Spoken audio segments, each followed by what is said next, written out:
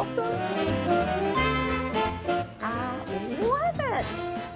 Hey everybody, I'm Vera Stewart and welcome to the VeryVera Show. You know, we have all kinds of comments about the show, and lately we've been appealing to the women and the children in the audience, and the guys are saying, what about me? Well, guess what? Today it's all about you because we're doing an outrageous breakfast sandwich. The whole idea actually came one Saturday. I looked down at my phone and Rachel, our associate producer, was in Atlanta at a breakfast restaurant, and she showed me a picture of a sandwich, and I went, oh my gosh, we have got to do that on the show. So today we're doing a delicious breakfast sandwich. It's going to start with a semi-homemade donut that has a great glaze on it. We're actually going to put it on the grill. And then we're going to fill it with a delicious piece of fried chicken. Very easy to do. It'll make all of you that have been scared of fried chicken, you're going to want to try this recipe. So I'm starving just talking about it. Let's get started on the fried chicken. Okay, I've got my sleeves rolled up and my apron on. I'm ready to fry some chicken. And you know, it's really one of those things in the South that people have all of their different ideas about what fried chicken's supposed to be like. It's just all over the place. It's like green beans. So we have got a very simple recipe today. I actually learned this recipe early on in my married life. I love to fry chicken. Don't do it as often as I used to. This is very simple. And one of the tips that I'll give you is when you get ready to do this sort of thing, if you'll go ahead and get all your ingredients measured out, you can look just like this at home. Makes it easy. You won't go to look for an ingredient and you won't have it. So we've got a liquid set of ingredients and we've got a dry set of ingredients. So on the liquid set, we've got buttermilk, and I'm actually going to put all of these ingredients into a Ziploc bag, and then you really have very little mess. I've got some hot sauce, salt, pepper, and minced garlic. That might be a little different for some of you. And just, you know, you're just going to pick this up, just kind of mix it up with your hands. You don't even have to mess up a wire whisk or a spatula. So that's your wet ingredients. Now the dry ingredients, we've got flour, cornstarch. This is one of the reasons why this is going to be so crispy.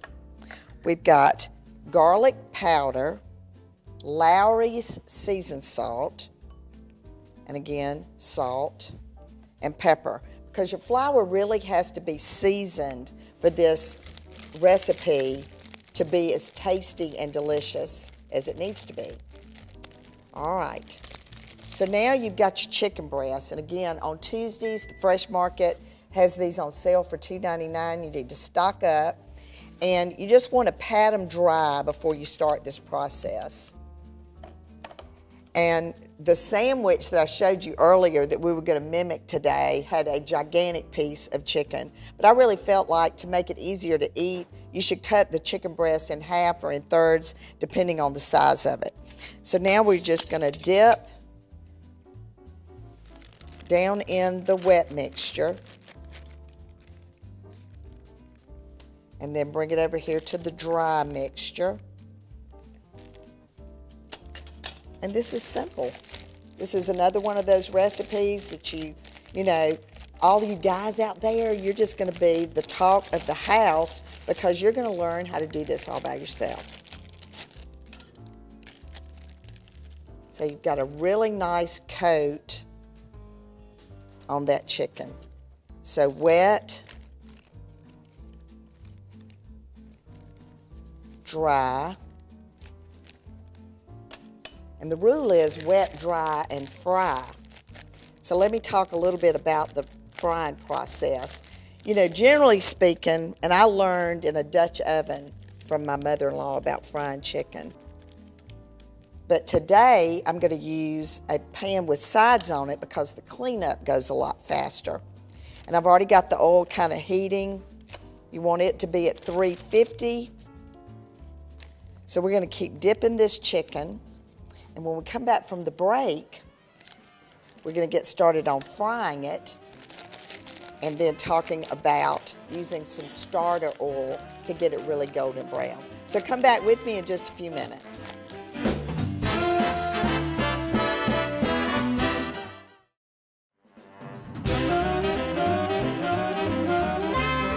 Welcome back, everybody, and if you're just joining me, we're doing an outrageous breakfast sandwich today. Delicious with fried chicken. We're going to sandwich it between 2 grilled, glazed yeast donuts. We're going to put a little fried egg on it. We're going to have some bacon. Oh my gosh, I cannot wait. So you may be thinking, what in the world is she doing with a pot of hot oil on the stove with a towel? Well, this is the beauty of my Wolf induction range. It is the perfect range to do frying on because the heat goes through the towel grabs all the mess, you can clean it easily. It's just the perfect surface to do for frying. I just love it. So as I said earlier, instead of a skillet today, I'm using a saucepan because I'm going to do little batches at a time. You want your oil to be on about 350. And one of the things that you want to make sure you don't do is overcrowd the oil. So I've got about a 1/2 inch of oil in the pan. And now I'm just going to start with maybe 3 pieces of chicken at a time. And honestly, I'm just really going back in time to my mother-in-law, Sue Stewart, who was noted for her fried chicken. But she wouldn't give you the recipe. The only way that you could get it was you had to come over to her house and you had to watch her cook fried chicken. So whether you played golf with her or bridge with her, you got invited over and you got to watch this entire process. So what she did was she always had a little bit of starter oil. So maybe this batch she saves about 1/3 or 1/2 of a cup of that oil so that the next time she does it, then some of that oil from the first batch would make the chicken get nice and brown. So at a 350-degree temperature, you want to wait until the chicken just starts to get brown on one side. Then we're going to flip it. See how nice and golden that is? And honestly, guys, y'all can do this. You can treat the wife to a big breakfast or have a bunch of guys over to watch football and you can fry the chicken. It's just really great. So once you know that you've got the good brown on the top side and now a little bit of the brown on the bottom side, I'm going to go ahead and I'm going to turn my heat down just a little bit. I'm going to take this thermometer out and now I'm going to put the lid on it. Okay, so the lid now produces the steam inside the pan that's going to get that chicken nice and done in the center. So it doesn't lower it too much that it gets soggy, but once we know that the inside is good and done, we're going to lift that lid off, turn the heat back up, and it'll get nice and crispy. Okay, so while that's working, how about a nice espresso cocktail to have with this outrageous breakfast you're going to have?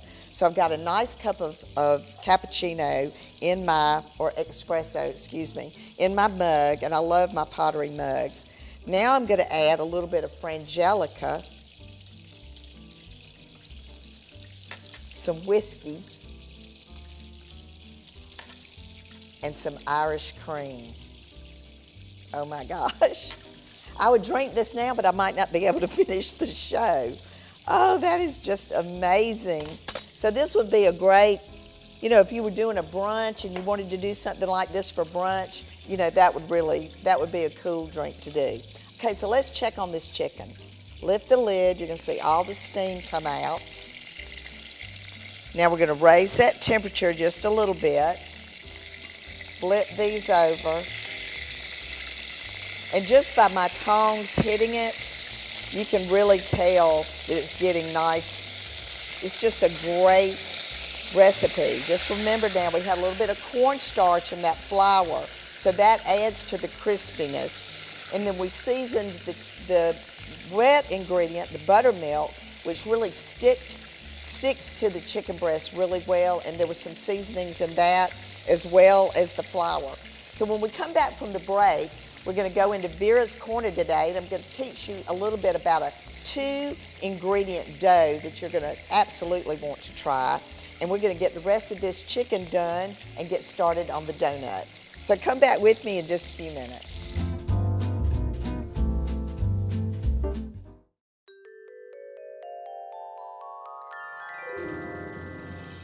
Hey, welcome to Vera's Corner. You know I love to give you little tips and suggestions along the way, but today I've got something outrageous. How about a dough made out of only 2 ingredients? I'm going to show you how to make it and also give you some fun uses for it. Some of your all-time favorites like pizza crust, cinnamon rolls, bagels, and how about pretzel bites? All you need for this 2-ingredient dough is 1½ cups of self-rising flour and 1 cup of plain, non-fat Greek yogurt. Combine the 2 ingredients in the bowl of a stand mixer fitted with a dough hook. Mix on medium speed for about 3 minutes or until a ball of dough has formed.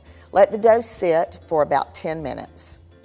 That's it. Now you can get creative on how you want to use your dough. To make bagels, simply pull off a piece of dough with floured hands, work into a rope, form a bagel shape, and top with your flavoring of choice. Bake at 400 degrees for about 10 minutes. You can also use this dough to make pizza. Roll out your dough to your desired pizza crust size, top with your favorite ingredients, and bake at 500 degrees for about 10 minutes. The possibilities are endless. From pretzel bites to cinnamon rolls, this too easy 2-ingredient dough will be a staple in your weekly meal prep.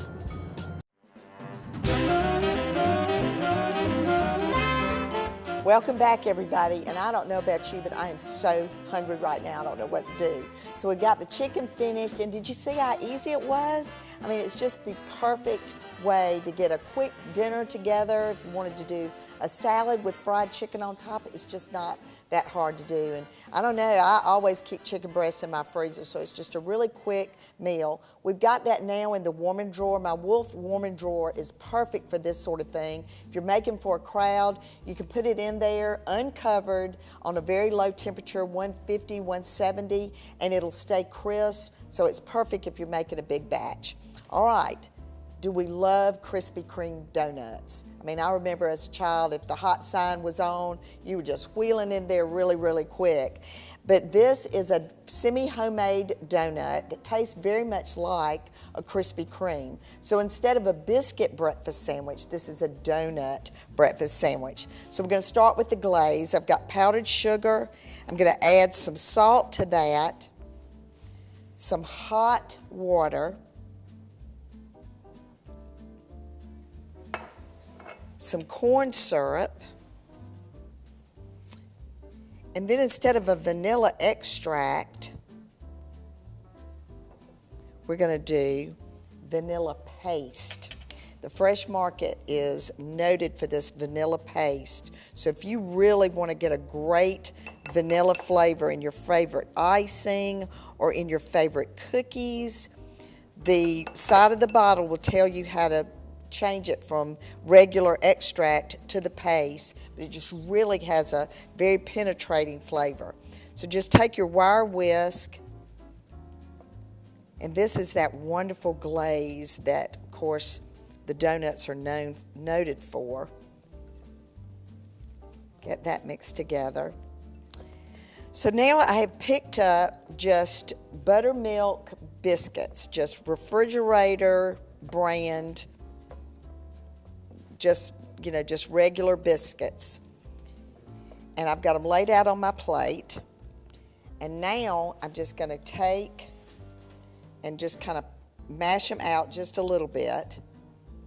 And we're going to open up the center. And I'll get about 4 of those done. And then we're going to put them in the hot oil. Now this time, instead of using the stove, I'm using just a regular electric fryer. It regulates the heat really well. It just lets these float. And if you're ever in charge of a festival at school, like a children's school festival to raise money, oh my gosh, those kids would go crazy with this. All right, so I've got it on 350. Just got to put those in. And this doesn't take but a few seconds to get these golden brown on one side. See, you guys can do this. It's just easy. And you can get your children in there with you. You know, we always love to make pancakes on Saturday, but wouldn't homemade donuts be fun to do on Saturday with Dad and all the kids? All right, so I might not have opened up that center quite big enough, so I'm going to get those a little bit bigger. All right, so your tongs ready. You just want to get them kind of golden on one side. So let's flip that and see what it looks like. It's getting there. All right, so have a plate ready to drain the donuts when they come out, just with a little bit of paper towel. And then have a sheet pan ready with your cookie cooling racks, because once we dip in the glaze, then they're going to go onto this rack for that to kind of set up. I feel like I'm at the fair almost, all this frying today, but it's really kind of fun. And this is, you know, just as, you could almost do this for a birthday party too with kids. I know I said this one was all for the guys today, but we'll throw in another idea to go with this. All right, so I'm going to keep getting these fried up, and when we come back from the break, we're going to set this entire thing up for you to see this presentation that is amazing, that you will be putting that on Instagram for sure. So come back with us in just a few minutes.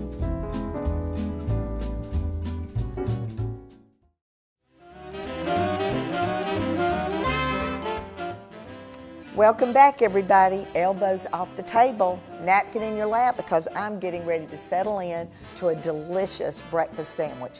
What could be better than fried chicken, fried egg, bacon, sandwiched between two made from scratch yeast donuts that are glazed and grilled. Oh my gosh, I cannot wait to dive in. So let's talk about what we did during the break. We finished those yeast donuts, got them out of the oil, put them on paper towels to drain a little bit, and then remember that homemade glaze with the vanilla paste? We dipped the donut in that, and if you want it really sweet, then dip both sides. The twist on this today is that we then put that donut on top of a hot griddle, and you talk about caramelized glaze on top of a yeast donut. Even if you don't make this sandwich, you've got to try the donut recipe. It was fantastic. All right, so now let's assemble this outrageous breakfast sandwich. So you start with a donut, then you're going to put a piece of fried chicken on top. Now, remember, the fried chicken recipe was very simple. You had wet ingredients that had Tabasco and salt, just really good.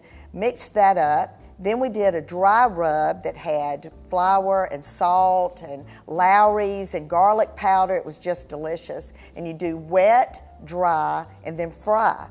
Now, if you don't want to go through the frying process with this, earlier in the season, I did a baked chicken that was really, really good. So you could try that, but let me tell you something. This fried chicken is delicious and easy. And then you're going to top it with a piece of crispy fried bacon and then a fried egg on top. And I just fried that up in the pan, just kind of over medium. All right, so you've stacked that up. You've got the lid as another donut, and then what could be better than just putting a steak knife through it for a really manly presentation. Then I covered my plate with maple syrup and took my pepper grinder and just really went around the edge, because I really like that little bit of heat with this. So that is really a fantastic presentation. So one of the things that we want to certainly do is send a shout out to Beetle Cat in Atlanta. Because remember, Rachel was at their restaurant eating, sent me that picture, and that's where this whole idea started. So I hope you will absolutely try these recipes. They're always available on our website at VeryVera.com, and we try to make it easy. While you're there, look at some of the other episodes that we've done on our YouTube channel, and we just really got a lot to offer in terms of looking for something different to prepare for dinner. All right, so next week, we've got a very special guest. Carrie Morey from Callie's Biscuits in Charleston is going to be joining us. And she actually is featured in this month's issue of Taste of the South. This is a tremendous magazine. Her biscuits are one of the ones that they featured in the magazine this month. And guess who's going to be in it in the month of May? Yours truly, talking about our new cookbook, the VeryVera cookbook. So go online and look at that. We've got a little flip book there where you can look at some of the recipes and the contents. These are all the recipes that I've been doing over the last 33 years in my business. All right, so the coffee that we did earlier, course, I said I wasn't going to drink it on the show, but it's so yummy. That's another great cocktail idea. If you're having a dinner party, you want to end with a great cocktail drink, that would be the way to go with it. So, as I always say on the Very Vera Show, no matter what you do it in good taste. You're certainly going to want to taste this. Share the recipe with your friends and invite them to be part of the Very Vera Show. Come back and join us again next week.